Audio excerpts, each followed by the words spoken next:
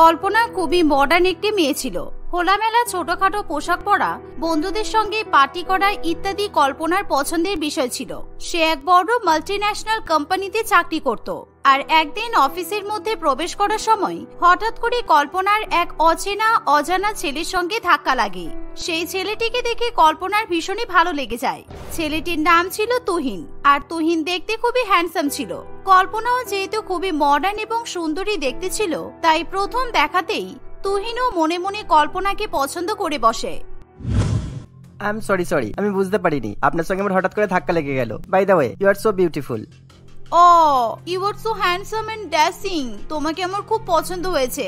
তুমি কি আমার বয়ফ্রেন্ড হবে? অ্যাকচুয়ালি আমি এতদিন পর্যন্ত আমার মনের মানুষকে খুঁজছিলাম, কিন্তু তোমাকে দেখে আজকে আমার মনে হচ্ছে আমি আমার মনের মানুষকে পেয়ে গেছি। কল্পনার কথা শুনে তুহিন খুবই খুশি হয়, কারণ তুহিন সবসময় এরকম মডার্ন এবং স্টাইলিশ মেয়েদেরই পছন্দ করে। তবে তুহিনের মা পুরোপুরিভাবে বিপরীত বৈশিষ্ট্যের ছিল। মনোরমা দেবী ভীষণই সংস্কারী এবং পুরানো চিন্তাধারায় বিশ্বাসী ছিল। সে মডার্ন মেয়েদের একেবারেই পছন্দ করতে পারত না, তাই সে এখন তার ছেলের জন্য সবসময় সংস্কারী এবং ঘরোয়া মেয়ের সম্বন্ধ খুঁজতেই ব্যস্ত থাকে। তবে তুহিন এখনো পর্যন্ত বিয়ে করার জন্য রাজি হয় না। আর আজকে কল্পনাকে দেখার পর তুহিন মনে মনে ঠিক করে সে কল্পনাকে বিয়ে করবে। কিছুদিন কল্পনা এবং তুহিন একে অপরের সঙ্গে সময় কাটানোর পর তুহিন কল্পনাকে বলে, কল্পনা, এবার আমাদের বিয়েটা করে নেওয়া উচিত। বাড়িতে মা সবসময় বিয়ের জন্য চাপ দিচ্ছে, তবে আমাদের বিয়েতে কিন্তু একটা খুব বড় সমস্যা হতে চলেছে। আচ্ছা, তুমি আগে বলো তো, তুমি বিয়েতে রাজি আছো তো? আসলে তুহিন, আমি তো এই মুহূর্তে বিয়ে করতেই চাই না। এই তো কিছুদিন আগেই তোমার সঙ্গে আমার সাক্ষাৎ হলো, এখনো তো আমরা ঠিকভাবে একে অপরের সঙ্গে সময় কাটাতেই পারলাম না। আমরা দুজনে একসঙ্গে ঘুরবো, পার্টি করব, মজা করব, তারপর তো বিয়ে করব। তবে হ্যাঁ, তুমি যদি বলো আমরা এঙ্গেজমেন্টটা সেরে ফেলতে পারি, তবে তোমার কাছে আমার একটা রিকোয়েস্ট, আমাদের এঙ্গেজমেন্ট হওয়ার অন্তত 1 বছর পর আমরা বিয়ে করব। এই 1 বছরটা আমি একটু নিজের মতো জীবন কাটাতে চাই। আর আমাদের এঙ্গেজমেন্ট হয়ে গেলে তোমার মা অন্য কোথায় তোমার বিয়ে দিতেও পারবে না, একদম রিল্যাক্স হয়ে যাব আমরা। সেসব তো ঠিক আছে, কিন্তু তুমি তো জানো আমার মা মডার্ন মেয়েদের একদমই পছন্দ করে না। তোমার সিদ্ধান্তে আমার কোনো আপত্তি নেই, আমরা আগে এনগেজমেন্ট করে নেব, তারপর 1 বছর পর বিয়ে করব। তবে তার আগে মাকে রাজি করাতে হবে। কোনোভাবে মাকে কিন্তু বলা যাবে না যে তুমি মডার্ন, আর তুমি কিন্তু মায়ের সামনে নিজেকে সংস্কারী মেয়ে হিসেবে তুলে ধরবে। তুহিনের কথায় কল্পনা রাজি হয়ে যায়, কিন্তু তুহিন এবার প্রচন্ড পরিমাণে চিন্তায় পড়ে সে তার মাকে কিভাবে রাজি করাবে সেটা নিয়ে। অনেক ভাবনা চিন্তা করার পর তুহিন ঘটক মশাইয়ের সঙ্গে দেখা করে। সেই ঘটক মশাইয়ের সঙ্গে মনোরমা দেবীর খুবই ভালো সম্পর্ক ছিল, তাই তুহিন ঘটক মশাইকে সব ভালো মতো বুঝিয়ে দেয়।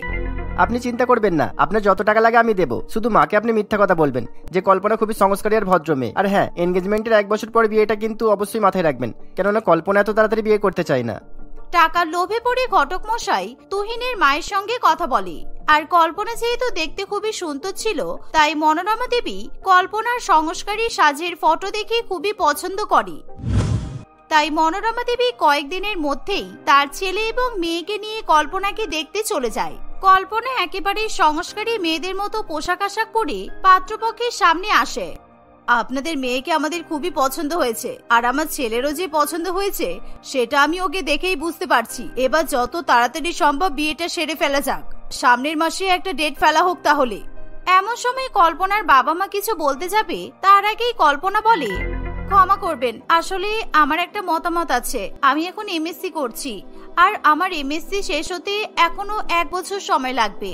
তাই আপনারা যদি বলেন তাহলে আমাদের এঙ্গেজমেন্টটা আপনারা করে রাখতে পারেন। আর আমার এমএসসি শেষ হলেই তবে আমি বিয়েটা করতে চাই, কারণ বিয়ের পর আমি কেবলমাত্র শুধু মন দিয়েই সংসার করতে চাই। আমি চাই না আমার সংসার জীবনে কোনো রকম বাধা নিষেধ থাকুক।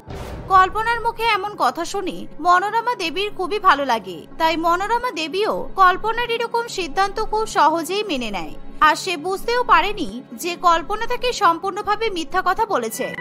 এভাবে দুই পরিবারের সহমতে কল্পনা এবং তুহিনের সামনের মাসে এঙ্গেজমেন্টের ডেট ফাইনাল করা হয়। এর ফলে কল্পনা এবং তুহিন দুজনেই খুবই খুশি হয়। বিশেষ করে কল্পনা তার এঙ্গেজমেন্ট নিয়ে অতিরিক্ত পরিমাণে এক্সাইটেড হয়ে পড়ে। তুহিনের সঙ্গে এঙ্গেজমেন্ট ঠিক হয়েছে বলে কল্পনা খুবই খুশি হয়ে তার বন্ধুদের সঙ্গে দেখা করতে যাবে বলে ঠিক করে। কিরে, তুই আবার এত রাতে তৈরি হয়ে কোথায় যাচ্ছিস? এখন তো রাত 10টা বাজে। তোর তো আজকে এঙ্গেজমেন্ট ঠিক হলো, আর তুই ধেই ধেই করে নাচতে বেরোচ্ছিস। আর তুই 1 বছর পর বিয়ে করবি এরকম মিথ্যা কথা বললি কেন? তার মানে এখনো 1 বছর ধরে তুই আমাদেরকে জ্বালিয়ে মারবি? তুমি জানো তো মম, আমার হবু শাশুড়ি মা কত সংস্কারী। এত তাড়াতাড়ি আমি বিয়ে করে শ্বশুর বাড়িতে গেলে আমি তো নিজের মতো জীবন কাটাতেই পারবো না। তুহিনের বাড়ি থেকে বারে বারে ওর মা বিয়ের জন্য চাপ দিচ্ছিল, আর আমি কোনো মতেই তুহিনকে হারাতে চাই না। সেই জন্য আমি এঙ্গেজমেন্টটা সেরে রাখতে চাইছি, যাতে তুহিন অন্য কাউকে বিয়ে করতে না পারে। আর আমি একটা বছর বিয়েও গেলাম, এই 1 বছরে আমি আমার জীবনটাকে এনজয় করে কাটাতে চাই। দেখ, বেশি বাড়াবাড়ি কিন্তু করিস না। তোর হবু শাশুড়ি মায়ের সঙ্গে কথা বলে আমার যা মনে হলো, উনি কিন্তু খুবই ভালো মনের মানুষ। তুই এবার বন্ধুদের সঙ্গ ত্যাগ কর আর বিয়ে করে সুখে সংসার কর। এমনিতেই তুই বিগড়ে গেছিস, এবার কিন্তু উচ্ছন্নে যাবি। তুমি তো জানো মম, আমি কারোর কথা শুনতে পছন্দ করি না। আমার নিজের যেটা ভালো লাগে আমি সেটাই করি।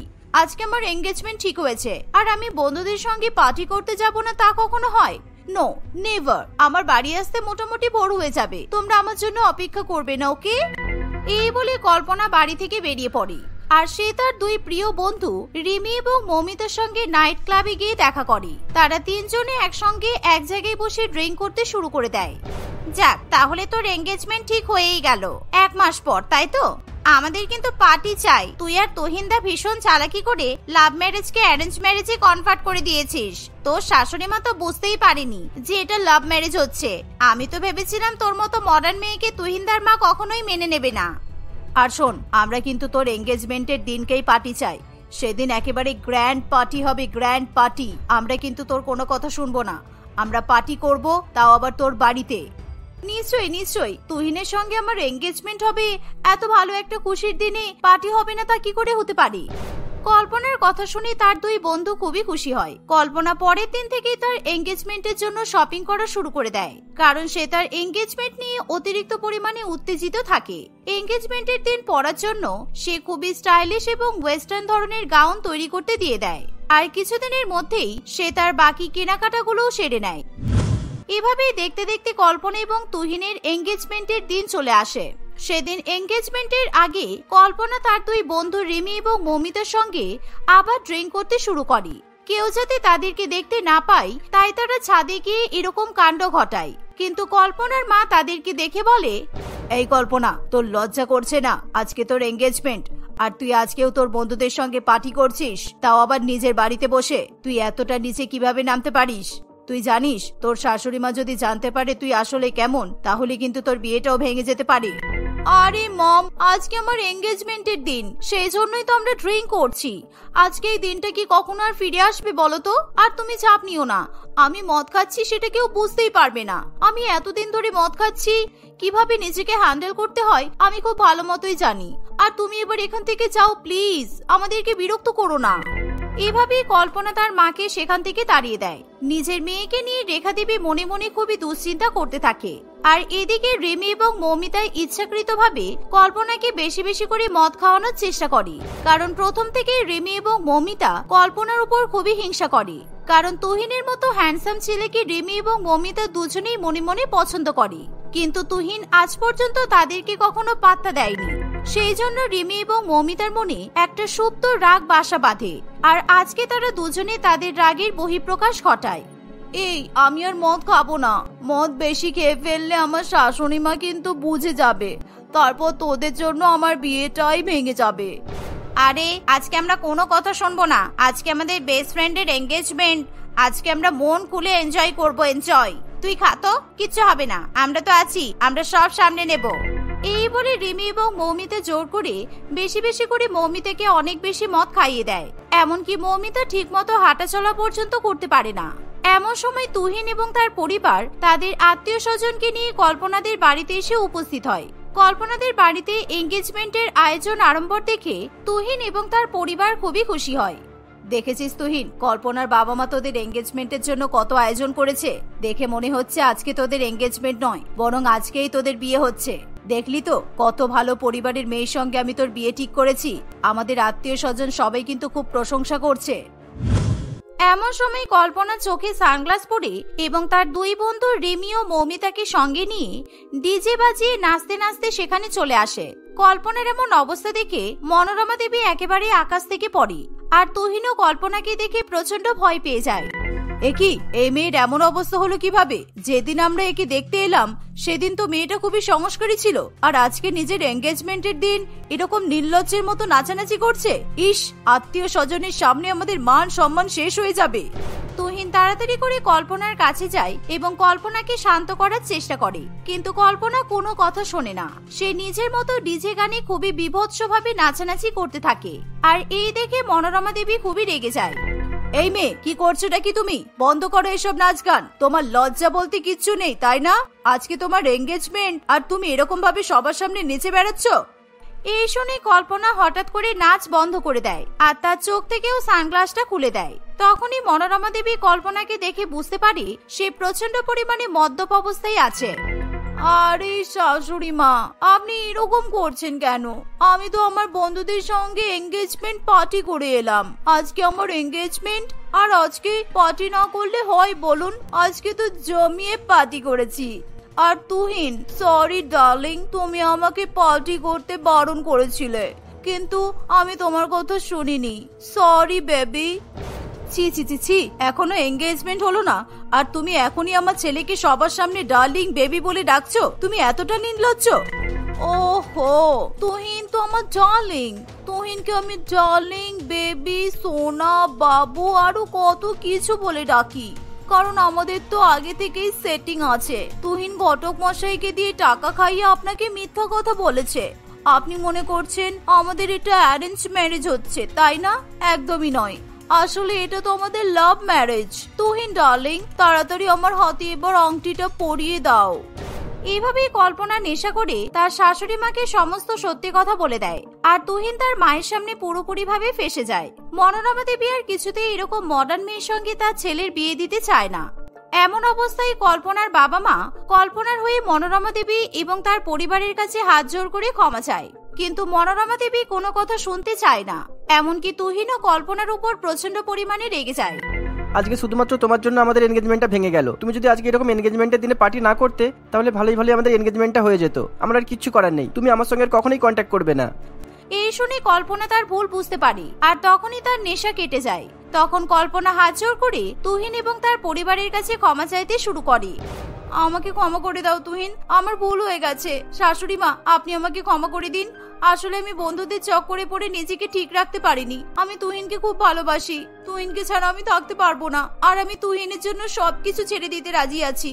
আপনি যেমন বলবেন আমি তেমন ভাবেই থাকবো। দয়া করে তুহিনের সঙ্গে আমার বিয়েটা দিয়ে দিন।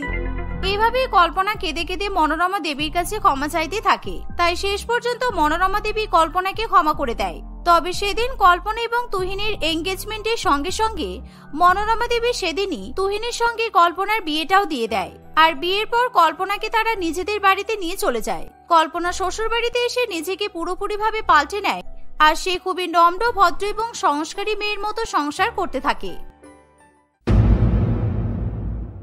এই চুমকি, আমার ঘরে কিছুতেই মন টিকছে না রে, তাই ভাবছি কোথায় যাওয়া যায় বলতো? আমার শাশুড়ি মা আমাকে সবসময় শুধু পা লম্বা বলে ডাকে, কারণ আমি এদিকে সেদিকে ঘুরে বেড়াই বলে। কিন্তু কি করব বল, আমার তো বয়সটা এরকমই। মা বাবা একই ছোট বয়সে বিয়ে দিয়ে দিয়েছে, তাই ঘোরার ইচ্ছা করবে না বলতো? হ্যাঁ, তুই একদম ঠিক কথাই বলেছিস। আর তোর মতো আমারও একই অবস্থা। বর সারাদিন কাজে ব্যস্ত থাকে আর আমাকে একটুও সময় দেয় না। আমি সবসময় একা একা ঘুরে বেড়াই। এই তো 2 দিন আগেই তোর সঙ্গে সিনেমা দেখতে গেলাম, আর আজকে রেস্টুরেন্টে দুপুরবেলা লাঞ্চ করতে চলে এলাম। তাহলে চল আমরা দুজনে মিলে একসঙ্গে একটা বড় শপিং মল থেকে শপিং করে আসি, কারণ শপিং করলে আমাদের মন এমনিতেই ভালো হয়ে যাবে। এই বলে তারা দুই বান্ধবী একটা বড় শপিং মলে টাকা ব্যয় করতে চলে যায়। তারা যেহেতু অনেক বড় লোক, তাই তাদের এরকম ভাবে ঘুরতে আর জিনিসপত্র কেনাকাটা করতে কোনো বাধা থাকে না। কিন্তু দুজনেরই শাশুড়ি মা এই জিনিসগুলো একেবারেই অপছন্দ করে, কারণ তাদের শাশুড়ি মায়েরা চায় যে বৌমারা একটু ঘরে থেকে ভালো করে সংসারটা করুক। বৌমাদের এরকম পা লম্বা করে এদিক ওদিক ঘুরে বেড়ানো তাদের শাশুড়ি মায়েরা একেবারেই পছন্দ করে না। কিন্তু এসব কথা তৃষা এবং চুমকি কিছুতেই মানতে চায় না। কিরে চুমকি, আমরা এত কিছু শপিং করলাম, তবুও 5 ঘন্টার বেশি সময় কাটলো না। এত তাড়াতাড়ি শ্বশুর বাড়িতে ফিরে যাব? চল আমরা বরঞ্চ একটু মেহেন্দি পড়তে যাই, কারণ সামনেই ঈদ আসছে। হাতে মেহেন্দি পরলে কিন্তু খুব সুন্দর দেখাবে। হ্যাঁ তৃষা, চল মেহেন্দি পরে নি। আমাদের তাহলে আরো 3 ঘন্টা সময় কেটে যাবে। শ্বশুর বাড়িতে থাকতে একদম ভালো লাগে না। এই বলে তৃষা এবং চুমকি দুজনে একটা মেহেন্দি পার্লারে ঢুকে পড়ে আর হাজার হাজার টাকা ব্যয় করে তারা নিজেদের দুই হাতে এবং দুই পায়ে মেহেন্দি পরে। তারা দুজনে মেহেন্দি পরে নেওয়ার ফলে শপিং ব্যাগগুলো ধরতে তাদের খুবই সমস্যা হয়। আর সেই সময় হঠাৎ করে তাদের গরিব বান্ধবী বিমলার সঙ্গে দেখা হয়। তিনজনে একসময় একই কলেজে পড়াশোনা করত, কিন্তু বিমলা এক গরিব ঘরের ছেলে রতনকে বিয়ে করার ফলে তাদের তিনজনের মধ্যে আর কোনো রকমের যোগাযোগ থাকে না। এই বিমলা, তুই কেমন আছিস? তোর সাথে কতদিন পর দেখা হলো। ভাবছি তোর শ্বশুর বাড়িতে গিয়ে একটু ঘুরে আসবো, কিন্তু এত ঘোরাঘুরির মাঝখানে আর সময় পেলাম না। হ্যাঁ, আমি ভালো আছি, কিন্তু তোরা কেমন আছিস? আমি ফেসবুকে তোদের সবসময় ফটো দেখি। আচ্ছা, আজকে কিন্তু আমার একটু তাড়া আছে, আমি এখন আসি রে। কেমন? তোরা ভালো থাকিস। এই দাঁড়া, প্লিজ চলে যাস না, কারণ দেখ না, আমরা হাতে মেহেন্দি পরেছি আর আমাদের দুই হাত একেবারে ভরা। তুই যদি আমাদের শপিং ব্যাগগুলো একটু বয়ে দিস তাহলে খুব সুবিধা হবে। মেহেন্দি পরা হাতে এতগুলো ব্যাগ ধরতে পারবো না রে। হ্যাঁ রে, তুই এই ব্যাগগুলো নিয়ে শুধু আমাদের গাড়ি পর্যন্ত পৌঁছে দে, তাহলেই হবে। আর শোন, এখন যখন আমাদের দেখা হয়েই গেছে, তাহলে চল আমরা দুজনে তোকে তোর শ্বশুর বাড়িতে ছেড়ে দিই, আর আমরাও তোর শ্বশুর বাড়ি থেকে একটু ঘুরে আসবো। বিমলার এতগুলো কথা শুনে ভীষণ পরিমাণে খারাপ লাগে, কারণ সে ভাবে যে সে অত্যন্ত গরিব বলে তাকে হয়তো তার দুই বড়লোক বান্ধবী ছোট করার চেষ্টা করছে। দেখ, তোদেরকে আমার শ্বশুর বাড়িতে নিয়ে যেতে আমার কোনো সমস্যা নেই, কিন্তু আমরা তোদের মতো বড় লোক নই, তাই আমার শ্বশুর বাড়িতে তোদের অতিথি আপ্যায়নের সমস্যা হতে পারে। তোরা না হয় অন্য কোনো দিন আমার শ্বশুর বাড়িতে যাস। আরে, আমি বুঝতে পারছি তুই আমাদের মতো বড় লোক না, কিন্তু আমরা তোকে সেই নিয়ে কোনো কথা বলেছি? আমরা দুজনে আজকে তোর শ্বশুর বাড়িতে এমনি ঘুরতে যাব, তোকে আমরা আজকে ছাড়বো না কিছুতে। বিমলার আর কিছু করার থাকে না, সে তার দুই বড়লোক বান্ধবীর শপিং ব্যাগ বয়ে গাড়িতে তুলে দেয়, আর তারা সেই গাড়িতে করেই বিমলার শ্বশুর বাড়িতে গিয়ে পৌঁছায়। বিমলা একটা একতলার বাড়িতে তার শাশুড়ি মা রত্না এবং স্বামী রতনের সঙ্গে বাস করে। তৃষা এবং চুমকি ওই গরিব ঘর দেখে দুজনেই মুচকি মুচকি হাসতে শুরু করে। বিমলা, কি গরম পড়েছে রে, আর রাস্তায় আস্তে আস্তে আমরা একেবারে হাঁপিয়ে গেছি, তাই তুই একটু এসিটা চালিয়ে দিবি প্লিজ, কারণ এসি ছাড়া এই গরমের মধ্যে একদম থাকা যায় না। আর সেই সাথে তুই আমাদের জন্য একটু ডাবের শরবত করে নিয়ে আয়। ওই শরবতের মধ্যে তরমুজ কেটে কেটে দিয়ে দিবি। গরমের মধ্যে ডাব তরমুজের শরবত খেলে ভীষণ ভালো লাগে। আসলে আমাদের বাড়িতে এসি নেই, আর আমরা ডাব আর তরমুজের শরবতও খাই না। তোরা বরঞ্চ বস, আমি তোদেরকে নুন চিনির জল বানিয়ে দিচ্ছি, দেখবি গরমের মধ্যে খেলে আরাম পাবি। এই বলে বিমলা রান্নাঘর থেকে তার দুই বড়লোক বান্ধবীর জন্য নুন চিনির জল করে নিয়ে আসে। কিছুক্ষণ পর দুপুরবেলা বিমলা তার দুই ধনী বান্ধবীকে মাছের ঝোল এবং ভাত খেতে দেয়। খাওয়া দাওয়া শেষ করার পর তারা তিন বান্ধবী গল্প করতে শুরু করে। তৃষা এবং চুমকির সঙ্গে গল্প করতে করতে বিমলার সময়ের কোনো খেয়াল থাকে না। এর ফলে দুপুর গড়িয়ে সন্ধ্যা হয়ে আসে, কিন্তু তবুও তৃষা এবং চুমকি বিমলার বাড়ি থেকে কিছুতেই যেতে চায় না। শোন না, বলছি আমাকে একটু দোকানে যেতে হবে রে, কারণ রান্নাঘরে চাল নেই, তাই আজকের মতো আমরা বরং উঠি। তোরা আবার অন্য কোনো দিন আমাদের বাড়িতে আসিস, সেদিন আরো গল্প হবে। আর এমনিতেই অনেক সন্ধ্যা হয়ে গেছে, তোদেরও তো এবার শ্বশুর বাড়িতে ফিরতে হবে। আরে, সবেমাত্র সন্ধ্যা 8টা বাজে, এটা কোনো সময় হলো নাকি? আমরা দুজনে ঠিক করেছি রাত্রিবেলা তোদের বাড়ি থেকে একেবারে ডিনার করে তারপর শ্বশুর বাড়িতে ফিরবো, কারণ এখন বাড়িতে ফিরলেই আমাদেরকে রান্না বান্না করতে হবে। আমরা দুজনে বরঞ্চ তোকে অনেক টাকা দিচ্ছি, তুই রেস্টুরেন্ট থেকে খাবার নিয়ে আয়, তারপর আমরা একসঙ্গে বসে রেস্টুরেন্টের দামি দামি খাবার খাবো। বিমলা তার ধনী বান্ধবীদের কথা কিছুতেই শুনতে চায় না। এমনকি বিমলার স্বামী এবং শাশুড়ি মায়েরও তৃষা ও চুমকির এরকম ব্যবহার ভালো লাগে না। ঠিক এমন সময় তৃষা এবং চুমকির শাশুড়ি মা তাদেরকে ফোন করে এবং সারাদিন পা লম্বা করে বাড়ির বাইরে ঘুরে বেড়ানোর জন্য তাদেরকে ভীষণ পরিমাণে বকাবকি করতে শুরু করে। কোন সকালবেলা তুমি তোমার উড়নচণ্ডী বান্ধবীদের সঙ্গে শপিং করতে বেরিয়েছো, আর এখন রাত হয়ে গেল, তোমার এখনো বাড়ি আসার সময় হলো না? সারা দিন আমি একা একা বাড়ির কাজ করতে থাকি, আর তুমি শুধু পা লম্বা করে ঘুরে বেড়াচ্ছ। আমি কিন্তু এগুলো মেনে নেব না। ঠিক আছে মা, রাখুন, আমি এক্ষুনি বাড়িতে আসছি। আর যদি আধ ঘন্টার মধ্যে বাড়িতে ফিরে না আসো, তাহলে যেখানে আছো সেখানেই থেকে যাবে, ঠিক আছে? কারণ তোমার স্বামী কিন্তু বাড়িতে চলে এসেছে, আর তোমার উপর ভীষণ রেগে আছে। এই বলে তৃষার শাশুড়ি মা ফোন কেটে দেয়। তখন তৃষা এবং চুমকি দুজনেই গুটি গুটি পায়ে বিমলার ঘর থেকে বেরিয়ে গাড়িতে উঠে শ্বশুর বাড়িতে ফিরে যায়। তারা শ্বশুর বাড়িতে ফেরা মাত্রই তাদেরকে অনেক বকাঝকা সহ্য করতে হয়, কিন্তু তাদের তবুও কিছু যায় আসে না। তৃষা এবং চুমকি দুজনেই রাত্রিবেলা ফোন খুলে ভালো ভালো ঘুরতে যাওয়ার জায়গা খুঁজতে শুরু করে। আমার কিছুতেই বাড়িতে মন টিকছে না। সব বান্ধবীরা মিলে কি সুন্দর সমুদ্রে আর পাহাড়ে ঘুরতে যাচ্ছে, তাই আমিও যদি তৃষার সঙ্গে ঘুরতে যেতে পারতাম তাহলে খুব ভালো হতো।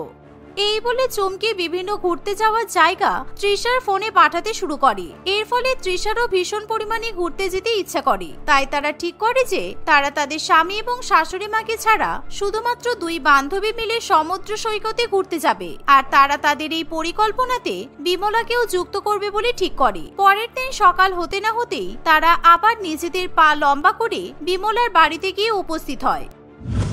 বিমলা, আমরা দুজনে আবার তোর বাড়িতে ঘুরতে চলে এলাম। আর এবার কিন্তু আমরা একটা খুব ভালো প্ল্যানিং নিয়ে তোর কাছে এসেছি। তুই কিন্তু আমাদেরকে না করতে পারবি না বলে দিলাম। 2 বড়লোক বান্ধবীকে আবার নিজের শ্বশুর বাড়িতে দেখে বিমলা প্রচন্ড অবাক হয়, কিন্তু তার কিছু করার থাকে না। এবার বিমলা যাতে কিছু খারাপ মনে না করে তাই তৃষা এবং চুমকি বিমলা ও তার পরিবারের জন্য দামি দামি উপহার নিয়ে আসে। আর সেই উপহার দেখে বিমলার স্বামী এবং শাশুড়ি মা সেসব উপহারের প্রতি লোভে পড়ে চুপ করে থাকে। তোরা আবার কি পরিকল্পনা নিয়ে আজকে আমাদের বাড়িতে আসলি? প্রত্যেকদিন সকাল হতে না হতেই তোরা দুজনে ঘুরতে বেরিয়ে পড়িস। এটা কিন্তু ঠিক নয়, কারণ এখন তোদের সংসার হয়েছে, তাই তোদের একটু দায়িত্বশীল হওয়া দরকার। এই তুই চুপ কর তো, বেশি জ্ঞান দিস না। তুই দায়িত্বশীল হয়ে কি করলি বলতো? তুই যদি সংসারের প্রতি দায়িত্বশীল হয়ে নিজের সংসারকে ধনী করে তুলতে পারতিস তাহলে না হয় মানতাম তুই কোনো কাজের কাজ করতে পেরেছিস। ছাড় এখন এসব বাদ দে। শোন, আমরা ঠিক করেছি আমরা 3 জনে মিলে সমুদ্র সৈকতে ঘুরতে যাব। আর সেই জন্য আমরা বাসের 3টে টিকিট পর্যন্ত কেটে ফেলেছি। তাই আমরা কালকে সন্ধ্যাবেলা ঘুরতে বের হচ্ছি। তোকেও আমাদের সঙ্গে কিন্তু যেতে হবে। বিমলা তুই বড়লোক বান্ধবীর কথা শুনে কিছুতেই রাজি হতে চায় না। আরে পাগল হয়েছিস নাকি? আমি এখন তোদের সঙ্গে ঘুরতে যেতে পারবো না, কারণ আমি আমার স্বামী আর শাশুড়ি মাকে ছেড়ে নিজের সংসার ফেলে রেখে এভাবে কোথাও ঘুরতে যেতে পারবো না। তাই তোরা ঘুরে আয়, আমি অন্য কোনো সময় যাব। কিন্তু বিমলার কথা তৃষা এবং চুমকি কিছুতেই শুনতে চায় না। তারা বিমলাকে নিজেদের সঙ্গে করে নিয়ে যাওয়ার জন্য জোর করতে থাকে। বৌমা, অনেকদিন হলো তুমিও তো কোথাও ঘুরতে যাওনি। আর এমনিতেই বিয়ের পর রতন তোমাকে কোথাও ঘুরতে নিয়ে যেতে পারেনি। তাই তোমার বান্ধবীরা যদি তোমাকে ঘুরতে নিয়ে যেতে চায় তাহলে তুমি ঘুরে এসো। আর 2 দিনের জন্য সংসার আমি সামলে নেব, ঠিক আছে? তোমাকে চিন্তা করতে হবে না। যাও, তুমি আনন্দ করো। শাশুড়ি মায়ের বলার পর বিমলার আর কিছু বলার থাকে না। সে তৃষা এবং চুমকির সঙ্গে সমুদ্র সৈকতে বেড়াতে যেতে রাজি হয়ে যায়। আর তৃষা এবং চুমকি ঠিক করে যে বিমলার টাকা তারা দুজনে মিলে দিয়ে দেবে। ফলে তারা 3 জনে নিজেদের ব্যাগপত্র গুছিয়ে সমুদ্র সৈকতে যাওয়ার জন্য তৈরি হতে শুরু করে। আর এবারও তৃষা এবং চুমকি সমুদ্র সৈকতে ঘুরতে যাওয়ার জন্য তাদের বাড়ির কারোর কোনো রকমের অনুমতি নেওয়ার প্রয়োজন মনে করে না। তারা ঘুরতে যাওয়ার জন্য বাসে উঠে পড়ে।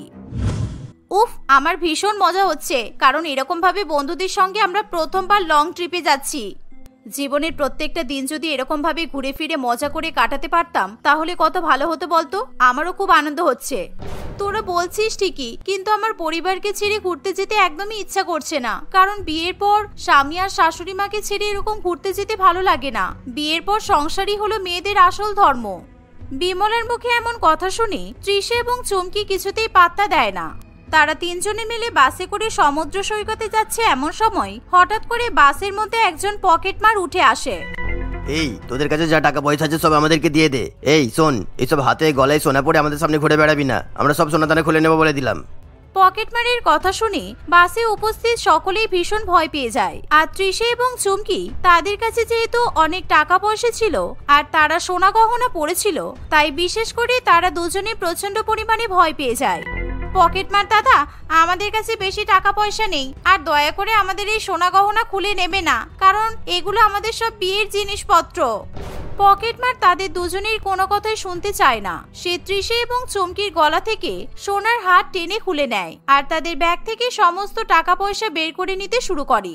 এমন সময় বিমলা বুদ্ধি করে নিজের ব্যাগ থেকে লঙ্কার গুঁড়ো বের করে আর সেই পকেটমারের চোখে মুখে ছুড়ে দেয়। বিমলা সবসময় বিপদের হাত থেকে বাঁচার জন্য নিজের ব্যাগের মধ্যে লঙ্কা গুঁড়ো রেখে দেয়। আর আজকে সেই লঙ্কা গুঁড়ো হয় তাদের বাঁচার আশ্রয়।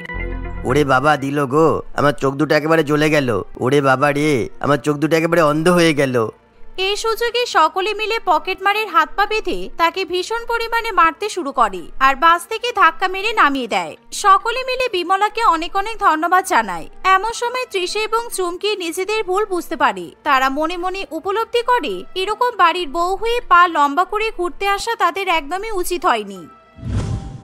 আমাদের মনে হয় সমুদ্র সৈকতে না গিয়ে কালকে বাড়ি ফিরে যাওয়া উচিত, কারণ আমাদের শাশুড়ি মা আর স্বামী আমাদের জন্য অনেক চিন্তা করবে। আমি আর চুমকি আমাদের বাড়িতে কিছু না জানিয়ে ঘুরতে চলে যাচ্ছিলাম। সত্যি আমাদের শাশুড়ি মা ঠিকই বলে, আমাদের পা অনেক লম্বা হয়ে গেছে, এবার আমাদের পা ছোট করা দরকার। আজকে আমাদের শাশুড়ি মায়ের কথা না শুনে বিপদে পড়তে হয়েছে, আর আমাদের জন্য বিমলাকেও বিপদে পড়তে হয়েছে। আমরা কালকে সকালেই বাড়ি ফিরে যাবো রে বিমলা। বিমলা তাদের কথা শুনে খুবই খুশি হয়। পরের দিন সকাল হতে না হতেই তারা আবার যে যার মতো বাড়িতে ফিরে যায়। তৃষা এবং চুমকি নিজেদের পরিবারের কাছেও ক্ষমা চায়। তারা আর কখনোই শ্বশুর বাড়ি ছেড়ে পা লম্বা করে কোথাও ঘুরতে যায় না। আর তাদের যদি কোথাও ঘুরতে যাওয়ার ইচ্ছা হয়, তারা শুধু বিমলার বাড়িতেই ঘুরতে যায়। এভাবেই তৃষা ও চুমকি নিজেদের সংসারে সুখ শান্তি ফিরিয়ে নিয়ে আসে। আর অন্যদিকে বিমলাও তার স্বামী এবং শাশুড়ি মায়ের সঙ্গে হাসি খুশি বসবাস করতে থাকে।